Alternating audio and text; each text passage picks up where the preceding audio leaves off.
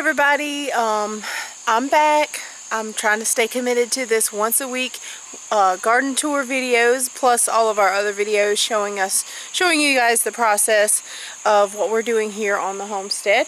So today it is like almost 8 o'clock, so I don't have very much time, but that's good because I like to ramble. So I'm going to spare you guys, and we're going to go through this really quickly, and I'm just going to show you what we have going on in the garden. Okay, the first thing I'm going to talk about, so from the last garden tour, let me see, this is like zoomed in. From the last garden tour, this raised bed garden area was all grown up. Since then, my sister came, she pulled all the weeds for me. She did a pretty good job. We still have like some grass and stuff that's coming up, but we can at least get in here and we can see the beds. So all of these beds, there's this one and this one are 10-foot beds. These are 8-foot beds here and here. Okay, so this is my white squash plant, and today I did notice it's got some vine borer damage. You can see like right there. See the little hole there? And then you'll also see that orange yellowish looking let's see, right there, that yellowish looking stuff, right there, it's like this little gunk. That's signs of vine borers. So I'm really surprised that that plant is doing as good as it is, but the stalk of it like starts over here and it goes around and it wraps around, or starts here and wraps around. Anyway, it's like really long. So I'm really surprised that it's looking as good as it is, because that's definitely a vine borer. So probably only a matter of time on that. Really sad news. I don't know if I talked about this in the last video, but if I did, then you know what this is.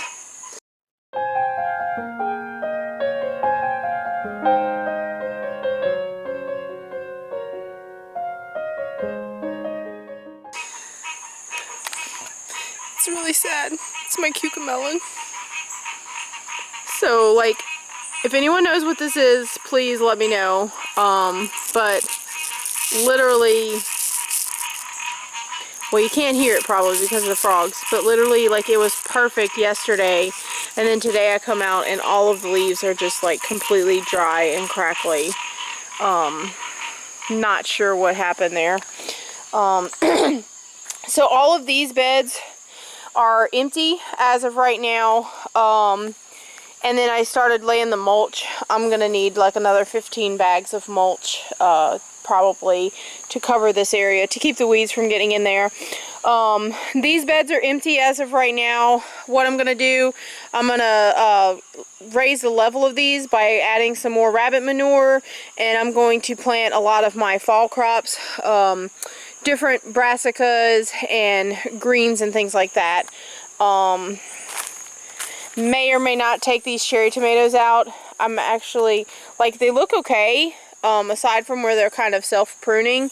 They look alright, but I don't know that they're actually, like, producing anything because I don't actually see any more flowers. But I've just kind of let these go wild, and, you know, that's cool. So, yeah, that's that part. Alright, just a quick update on the greenhouse. So all is not lost. I do have these cucamelons that desperately need to go out. So I'm going to try to plant these. And what I may do is plant these on the other side of that trellis. Because I don't know what caused that other one to die. But I do want to try to get them to cover that trellis. And so as you can see, I have all these whole flats here planted. So I have, this is Savoy cabbage, which is a curly leaf green cabbage. I have 36 of those. This is collard greens. I have 36 of those. Then I have red acre cabbage. Sorry, I'm getting bit by ants. I have red acre cabbage, 36, and then early round Dutch cabbage, 36. I still have these these eggplants here that I got started, and apparently there's some kind of bug that's been in here on them. Even in the greenhouse, you can see it's eaten them. But yeah, I have these eggplants. I can't read what that says, but it's a purple and green striped variety that was from Baker Creek. Then I also have, these are the ones that's left over. These I need to get some kind of fertilizer on. They're not looking good at all. So this is a couple of determinate hybrids, and then also yellow brandywine, this front one from Johnny's. But they're not doing too great right now. I'm going to fertilize them probably tomorrow. Hopefully be able to bring them back and get them ready to go in the ground. The other, like, half of this flat did get put out today, which is what I'm about to show you. Okay, before I show you the tomatoes, these are top pick pink eye purple hull peas, and I actually just picked these today. You remember them from the last video. They were looking really good. There's still some that's pretty close. And then over on that side, those I actually somehow missed. Okay, on this side I have rattlesnake pole beans, which is this. They're doing really good. I've got them all along here. This is that pickle bush cucumber. I kind of just gave up on it. The cucumbers were so small, I just was like, whatever. So I just left it. I just haven't pulled it out. So this bed here, this is our no-dig bed. All of this section here. There's 4 beds here, 4 25-foot beds. This bed is pretty much freed up for me to get, you know, some kind of greens or something that complements these beans in here. Something that's low growing, that's not going to get in the way of me being able to reach these beans. But you can see, like, some of them have done really good about climbing up the fence. It's like super cool. I can't get this thing to focus on that. But yeah, they're doing really good. This rattlesnake pole bean is a heat-loving bean. They germinated in the heat. They grow exceptionally well in the heat, and they produce a lot of beans. Okay, so here is where we put our tomato transplants. We still have our peppers over here. Mostly doing good. I did have also this morning, in addition to the cucamelon casualty, I did have this jalapeno do something similar. Although it's not brown and dry. I'm not sure. It's probably like a bacterial wilt or something like that, because the plant was doing perfect and now it's not. And this is a jalapeno right here, so you can see how close they are, and that one's doing fine. Thank you, Jesus. But yeah, so I'm not sure what's going on with that, but so here's a quick overview. So we still have the crazy jungle back there that needs to be just cut. That I've just kind of gave up on that part. What I'm going to do is I'm going to just clear that out. There's not really enough peas in there to save. I'm just going to clear that out and use that for more tomatoes. On this section, what we did, this is where we had tomatoes earlier. So here we have the early girl. No, you can't hardly read that. We have the early girl tomatoes. Now these transplants are a little bit small, but with the heat and everything, I kind of figured it would be beneficial to just go ahead and get them out, let them benefit from having more space for their roots. So I've got early girl all the way to that little board there. Then this one I have, these are big beef. And some of them still look kind of not that great, but they'll be fine, I think. And then here is the black strawberry cherry tomatoes, which actually, out of the ones that was in the greenhouse, these look the best. I mean, they're really lush. I wish they all looked like that. But, so basically what I did with this section had not been tilled before. What I did previously was I just dug holes and broke the dirt up with my hands really well and planted the tomatoes in there deep, then put rabbit manure on top of them and watered them in really well. This time what I did, I used up my new Greenworks electric tiller, and we just tilled down the row to where that pole is, and then we tilled here down the row. We're going to move that pole to there, and then we tilled here, and so then I just scooped the dirt out, put the tomato in, and we used a Miracle-Gro transplanting, I forget what it's called. We just mixed that up with some water and watered them in using that, since they were obviously deficient. So that's what we did there.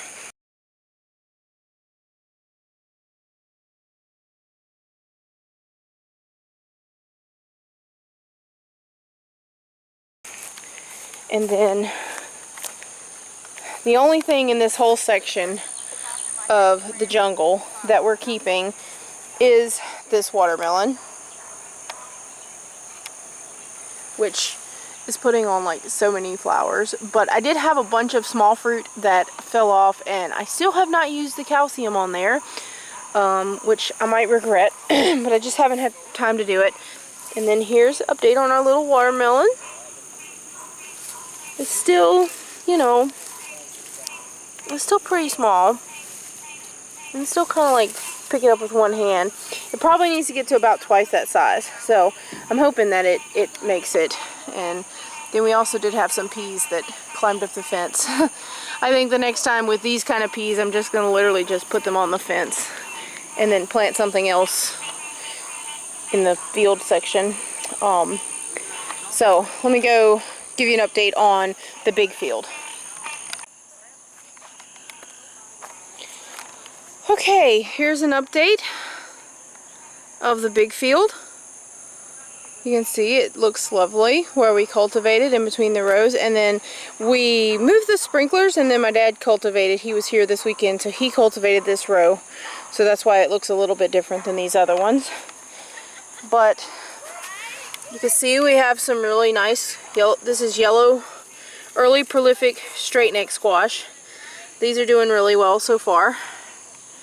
And so they are on this row, let's see, down to like right there. It's hard to point and look at that. It's down to about right there. The rest of that row was supposed to be pole beans, but those pole beans did not germinate in the heat. So I'm gonna have to replant that. But then like here's another one. It's doing really well. These were all direct seeded squash. So this whole row here is squash all the way down. And then that row right there has okra.